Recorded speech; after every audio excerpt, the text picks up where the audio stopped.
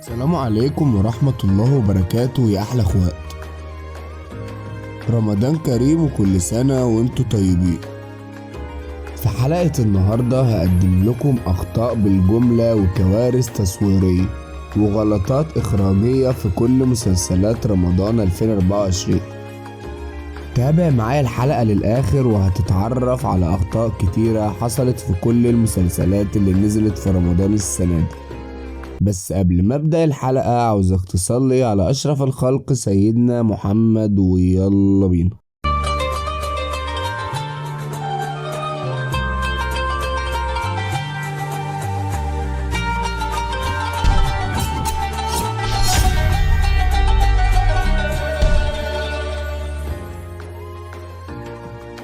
اول مسلسل معانا فيه اخطاء هو مسلسل محارب من بطولة الفنان حسن الرداد وماجد المهندس وكريم عفيف. في الحلقة التانية من أحداث مسلسل محارب، الفنانة ناهد السباعي حاولت تنتحر وكانت بترمي نفسها من البلكونة بتاعتها بعد ما أبوها منعها تروح المستشفى لجوزها عزيز محارب اللي بيقوم ببطولته حسن الرداد. في المشهد ده وهي بتنط من الشباك ظهر الحبل المربوط بيه الدوبلير بتاع الممثلة في المشهد ده. طب ازاي الشوت ده يعدي على المخرج وما ياخدش باله؟ المسلسل اللي معانا بعد كده هو مسلسل العتاولة من بطولة الثلاثي أحمد السقا وباسم سمرة وطارق لطفي. مسلسل العتاولة فيه 4 أخطاء. في الحلقة التانية كان في مشهد ان عيسى الوزان اللي بيقوم بدوره باسم سمرة كان واخد مراته ورايح فرح اخت العتاولة اللي هم احمد السقا وطارق لطفي، وقال لمراته انها مش هتنزل الفرح ده وسابها في العربية وساب الجردات معاها عشان ما تنزلش من العربية ولا تتحرك. المشهد ده فيه غلطتين. اول حاجة ان المشهد ده اتقطع متأخر ثواني والمخرج ما اخدش باله، لان بعد ما عيسى الوزان دخل الفرح باب العربية بعدها اتفتح اللي المفروض مراته ما تنزلش منها، وكان قايل للجردات كمان انها ما تنزلش، بس المخرج ما انتبهش والمونتير كمان بتاع الفيلم نسى يشيل الكام ثانية دول.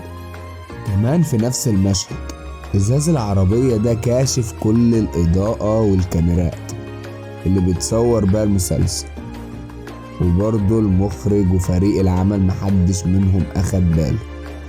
الخطأ التالت معانا هو في الحلقة الأولى في المشهد ده لما كان نصار رايح يقف مع أخوه. لو ركزت هتلاقيهم عاملين بلور ومخبيين شعار العربية في المشهد ده، وفي اللقطة اللي بعدها أصلا المونتير نسى يحط البلور على الشعار بتاع العربية أو ما أخدش باله والشعار ظهر عادي. يعني في اللقطة الأولى عملوا بلور للشعار واللقطة التانية نسوا يحطوا البلور. كان أفضل بقى لو المخرج أخد الكادر بزاوية تانية ما يبينش شعار العربية أصلا، بدل ما يصور الشعار ويعملوا بلور بالمنظر الغريب ده. الخطأ الرابع معانا في الحلقة السابعة. أحمد السقا في المشهد ده كان بيتكلم إنه ملهوش في الدم وعمره ما عور حد ولا يقدر يقتل اي حد. في المشهد اللي قبله في نفس الحلقة برضه كان رايح يتخانق مع عيسى الوزان، ولما دخل الفندق بتاعه كان بيذبح واحد حرفيا وقتله، وكاتب السيناريو ما اخدش باله اصلا من اللقطة دي. المسلسل اللي معانا بعد كده هو مسلسل سر إلهي، وفي المسلسل ده حصل حدث وخطأ بيخرجنا بره واقعية العمل والمسلسل أصلا.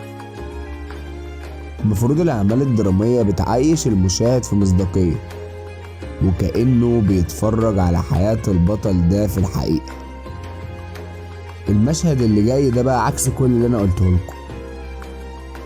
روجينا كانت في بيتها وخرجت وسابت باب بيتها مفتوح. مين في الدنيا دي كلها بيخرج من بيته ويسيب الباب بتاعه مفتوح؟ واللقطة دي عدت على المخرج وفريق التصوير وعادي وما حدش اخد باله. المسلسل اللي معانا بعد كده هو مسلسل الحشاشين لكريم عبد العزيز. انا مش هتكلم في الحلقة دي على اللغة العامية اللي في المسلسل او العمارة التاريخية الضايعة في المسلسل ده، مع ان الكادرات حلوة قوي، بس في كمية اخطاء مش طبيعية ظهرت وكلها غلطات من المخرج بيتر ميمي وما انتبهش لها. في مشهد في التتر كارثة بكل المقاييس، في مشهد حصل كارثة بكل المقاييس. المفروض ان ده مسلسل تاريخي ومن القرن ال11. لو جيت تبص هنا هتلاقي اثار لعجلات العربيات بتاعت فريق المسلسل ظاهرة في الارض ومطبوعة في رمل الصحراء، والجيوش راكبة الحصانة بتاعتهم. هو في الوقت ده كان فيه عربيات ازاي؟ وكمان ازاي حاجة زي دي تعدي على المخرج عادي؟ كمان في مشهد تاني في الصحراء برضه ظهر فيه ديزل لتشغيل الكهرباء. هو الاختراعات دي كلها كانت موجودة ازاي في القرن ال11؟ كمان في مشهد كارثة تقريبا بيتر ميمي ما حضرش التصوير في اليوم ده. المشهد ده الكاميرا كلها باينة، الجدار اللي واقف قدامه حسن الصباح ده ظل الكاميرا باينة وراه ومحدش انتبه ولا اخد باله منها خالص. والمسلسل اللي معانا بعد كده هو مسلسل ولاد بديعة. في المشهد ده احنا بنتكلم في فترة الخمسينيات، يعني اكتر من 70 سنة عدوا. ظهر مشهد في المسلسل هم بيقدموا الحلويات في صحن بلاستيك، والاطباق البلاستيك دي اصلا ما كانتش موجودة في الفترة دي، وعشان مخرجة العمل تبرر اللي حصل ده والغلطة دي قالت ان المسلسل بيبدأ من 1990 مش من 1950، وصلحت الخطأ اللي ظهر بيه المسلسل.